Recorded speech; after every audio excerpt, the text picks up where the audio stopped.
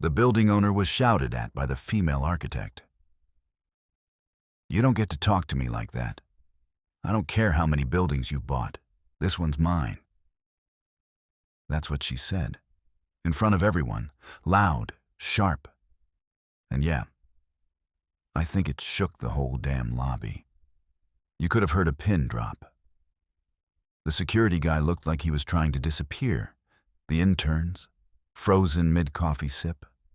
And me? I just stood there like an idiot, holding this fancy folder full of floor plans I didn't even understand. Let me back up for a second. I work in real estate development. Not a big shot, but I've been around.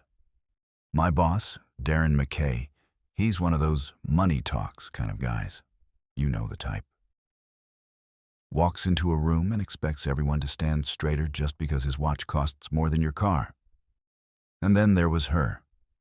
Eliana Reyes, the architect. 33, Latina, sharp eyes that see everything.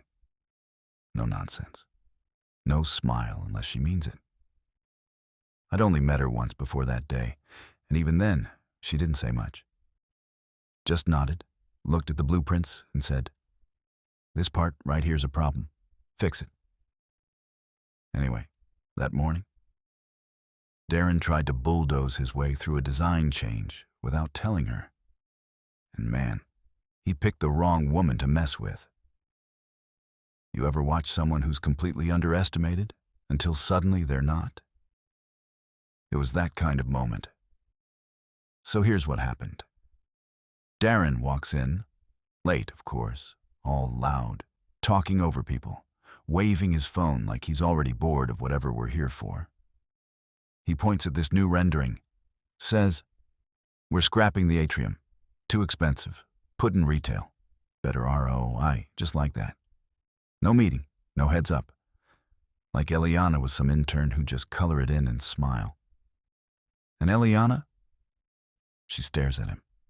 Doesn't blink, doesn't flinch. Just this slow turn of her head like, "Are you serious right now?" She says, calm at first. "That atrium isn't decoration. It's a cooling structure. It's environmental. It's the light source for 3 floors. It's..." Darren cuts her off. Says, Yeah. We've got consultants. We'll figure something out. You just need to make the new plans by next week." And that's when it happened. She steps forward, like really into his space, and says, "No. You don't get to butcher my design because you're chasing faster profit." Dead silence. Then Darren laughs, this smug, dismissive laugh, like she's a joke. He says, "You're talented, but let's not forget who's paying for this building." And I swear, she didn't even raise her voice.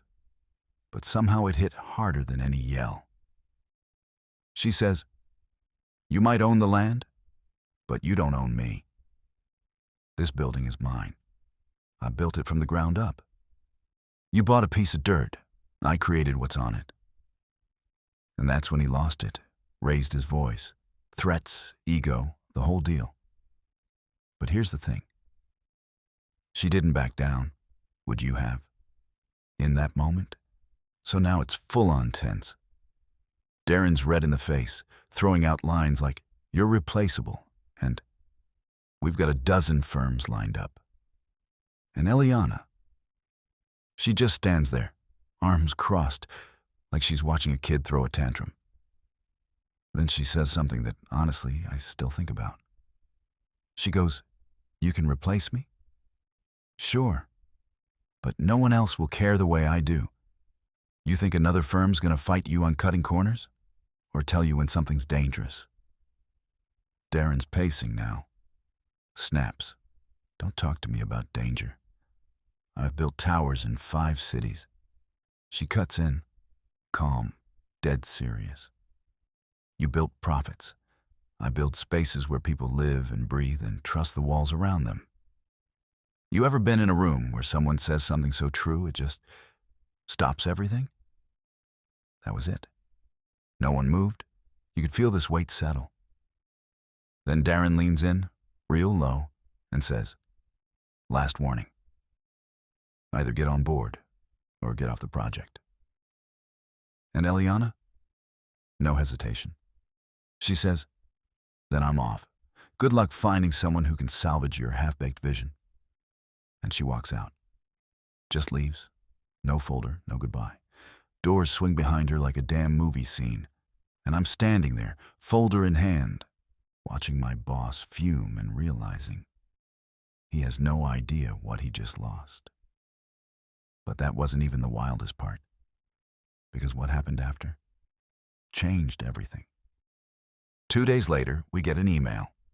Subject line: regarding my departure, clarification. It's from Eliana. Short, cold, precise. She CC'd the city planner, the engineering firm, the environmental auditor, basically everyone important. And in that email, she outlined exactly why she walked away and what she refused to be part of. She listed safety compromises, ignored material specs, unapproved layout changes. She even attached flagged emails where she'd warned the team about the light load issues in the west stairwell and been ignored. I watched Darren read it at his desk. He didn't even blink, just slammed his laptop shut and said, "She's bluffing." But she wasn't. Because by the end of that week, the building permits were paused.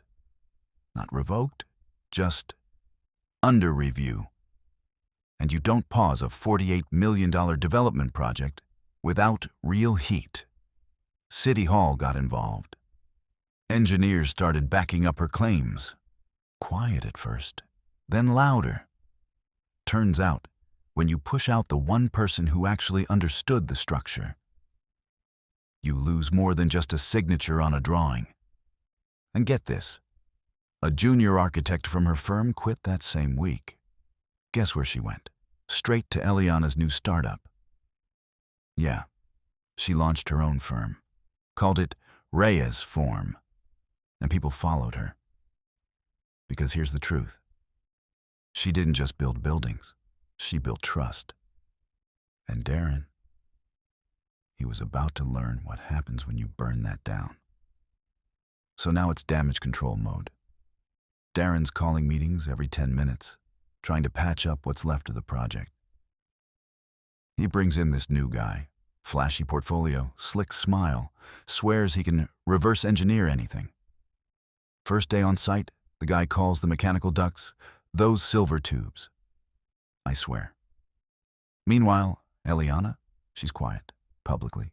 No interviews, no drama. But her name? It's everywhere. LinkedIn posts from engineers praising her. A blog from a former intern about how she mentored her through anxiety. Even an article in Arch Daily titled, "The Woman Who Walked Away from $48 million." And it stung. You could see it on Darren's face every time someone mentioned her name. But he'd never admit it. One night, I stayed late, trying to fix some logistics mess with the rooftop garden piping. And I see him in his office, alone, staring at the original model of the building, the one Eliana made with her own hands. Foam core, glass detail, tiny trees. He didn't touch it, just looked at it like maybe he finally got it. Or maybe he was just trying to figure out where it all went wrong. And me? I started asking questions I'd never asked before. Like, why wasn't she given the authority her work deserved? Why did we all act like her genius needed a man to sign off on it? Why do we still think owning something means it's yours to break? What would you have done if you were in her shoes? 6 months later, that building, still unfinished. The atrium. Back in the plans, quietly, awkwardly. Darren caved after the city hinted at pulling sustainability incentives. But it was too late to bring Eliana back. Not that she'd return, even if they begged. I saw her again, though, randomly, at a coffee shop downtown. She was with a client, laughing, flipping through sketches on an iPad, totally in her element. I almost didn't say anything. But she spotted me, nodded, invited me over. We talked. Not long, but enough. She said, "That building, it was supposed to be a turning point. Something new, something right." I asked if she regretted walking away. She looked at me for a long second, then goes, "Not for a second. You don't stay where you're not respected. You don't shrink to fit someone else's frame, ever." And you know what? That hit me. Hard. Because somewhere deep down, I think a lot of us do shrink. We fold. We wait for someone to say, "Okay, now you're allowed to speak." And she just didn't. She refused. She lost a project, sure. But she gained something way more important, herself. And everyone saw it and remembered it. Now, whenever I pass that half-built structure, I don't think of Darren, or the investors, or the permits. I think of her, standing in that lobby, coffee in hand, refusing to hand over her fire just to keep a seat at the table. If you were in that situation, what would you do? Have you ever gone through something like this or helped someone who did? Let us know in the comments. Like the video if you felt it. And subscribe if you want more life stories that stay with you.